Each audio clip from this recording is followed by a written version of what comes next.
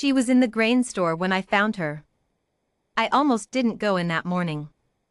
The cold had settled overnight and I had relay work on the bench that needed 2 more hours, and the grain didn't need checking.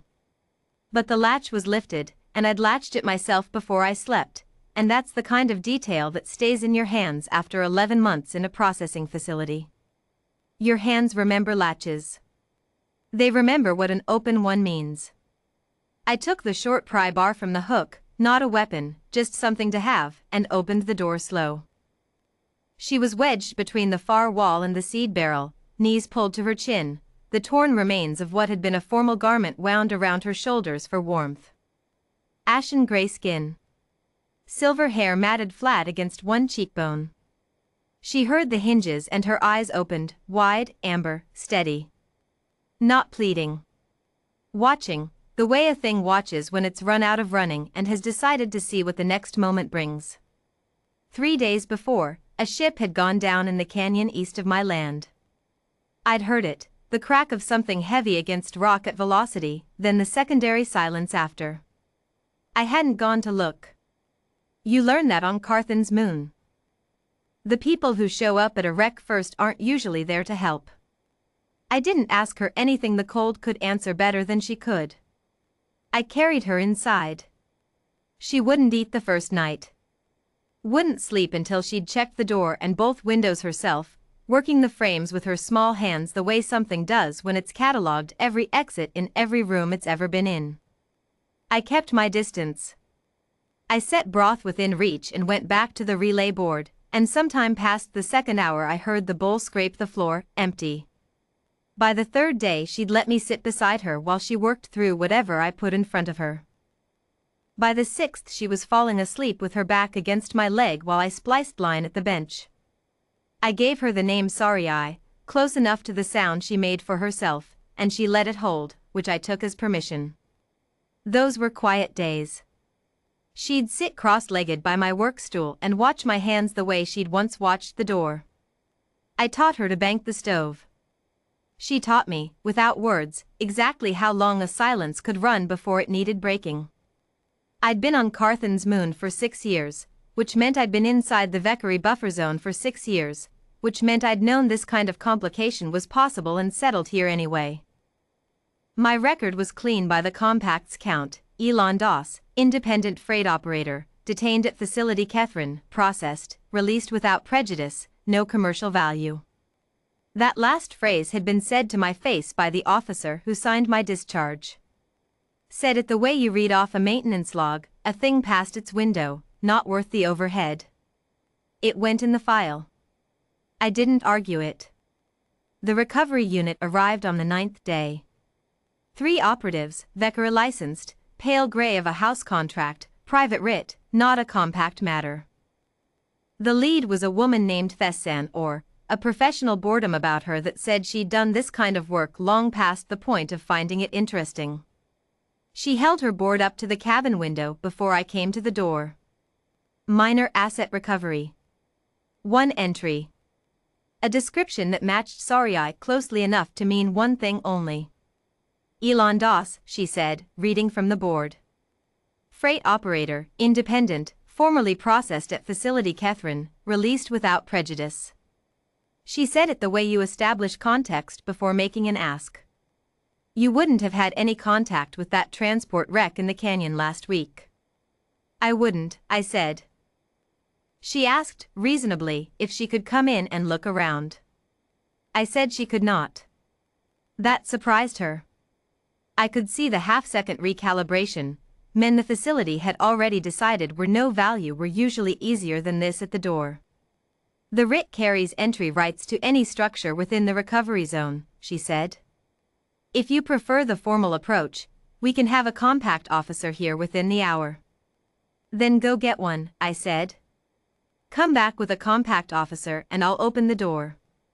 She didn't go get one. What she did was talk to me, through glass, across the sill, with the practiced rhythm of someone who's worked this script before, about how routine this was, how it was in the child's interests, how a man in my circumstances ought to understand the value of cooperation. It was good technique. Patient, unhurried, never raised. I'd had the same technique applied over a much longer stretch by people with more resources, and I'd learned then what I knew now: it only works if you're trying to answer it. I stood in my own doorway and let her talk. What she had not done, and should have done first, was come alone. Her second operative had been working along the exterior wall since they came off the approach path. I'd tracked him in the corner of the window every 30 seconds, the way the facility taught me to track a room without looking like I was. Her third had taken a position near the rear. I'd clocked both before they reached speaking range, read the formation, and understood what the conversation at the front door was for. When the third operative moved for the rear entry, I was already in the back room. Not because I have anything like formal training. Because I know my own floor plan, and because Catherine had spent 11 months teaching me what it looked like when 3 people decided to split a space. He got the door open. He saw me, and behind me he saw Sarai, sitting up on the bedroll with her amber eyes fixed on the noise, still as a held breath. He hesitated. They always hesitate when the picture doesn't line up with what the briefing told them to expect. His board said no commercial value. He found a man standing between him and the child with 11 months of facility patience behind his eyes. I put him down the way Catherine's own guards had put me down in my first weeks, before I stopped giving them a reason. Bench mallet, flat, controlled. Quiet. Nothing in me shaking. The shaking had stopped a long time ago. Thessan or came through the front 2 minutes later. That told me she'd heard nothing and come in on her own schedule. She had a suppressor frame in her right hand. She stopped when she found me standing in the kitchen with the mallet on the counter and the room behind me empty. "Your man is in the back," I said. "He's not dead. He'll have a headache and a complaint he can file if he wants to explain to a compact inquiry what he was doing entering a private residence without a compact officer present, against your own stated offer." She looked at me. She looked at the empty room behind me. The professional boredom was gone. She was doing arithmetic.